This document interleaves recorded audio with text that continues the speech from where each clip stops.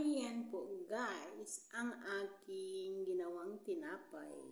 First time kong gumawa ng tinapay. Diba? Ang ganda.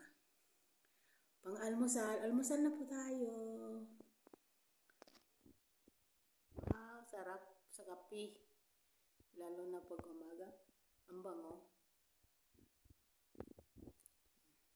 Yun lang, hindi ko nalagyan ng vanilya. Wow!